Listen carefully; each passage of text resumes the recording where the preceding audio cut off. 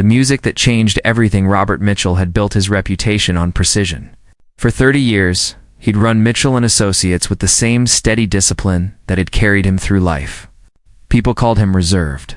Some said cold. But Robert preferred to think of himself as careful. That Thursday afternoon, the holiday party was in full swing.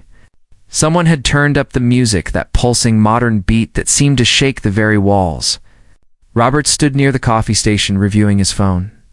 When he noticed her, a young woman, maybe in her 20s, stood alone near the window with her hands pressed firmly over her ears.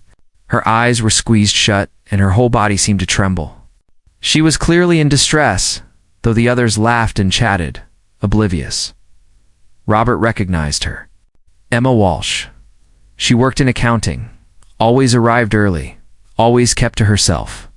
He'd approved her hiring 6 months ago, but had never actually spoken to her. Without hesitation, Ribera walked straight to the sound system and turned the volume down, then down further, until it was just quiet background music.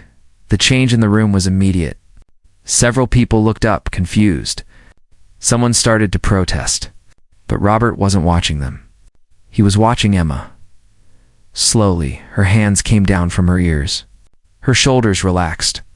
She opened her eyes and looked directly at him with an expression of such pure relief that Robert felt something shift. Inside his chest, he walked over quietly. "Better?" he asked. Emma nodded, and then, to his surprise, she smiled. A real smile, warm and genuine. "Thank you," she said softly. "The noise? It gets overwhelming sometimes. I'm autistic. Loud sounds are just difficult for me." Robert nodded slowly. "I saw you were hurting. That was enough reason." "Most people don't notice," Emma said, her voice still quiet but steadier now. "Or they notice and don't know what to do, so they look away." Robert thought about that. How many times had he looked away in his life? How many times had being professional really just meant being distant? Being safe? "It's not a weakness to need what you need," Robert heard himself say. The words surprised him. They sounded like something his mother would have said back when she was alive. She'd always had a way of seeing people clearly. Emma's smile grew. "You know, Mr. Mitchell, everyone says you're intimidating, but you're not, are you? You're just quiet."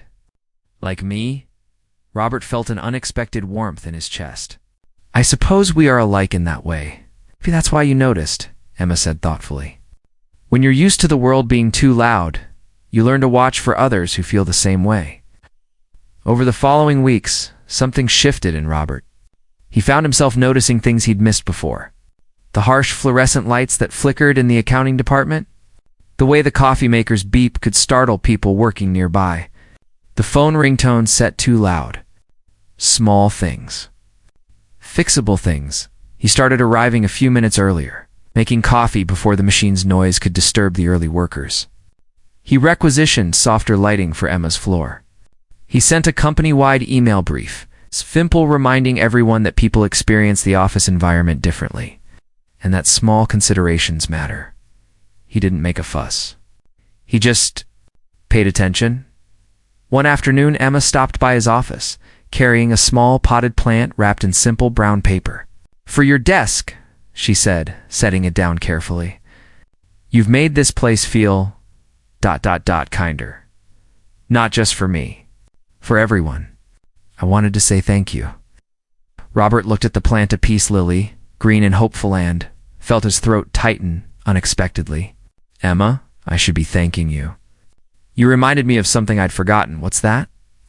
"My mother used to say that paying attention is the first act of love.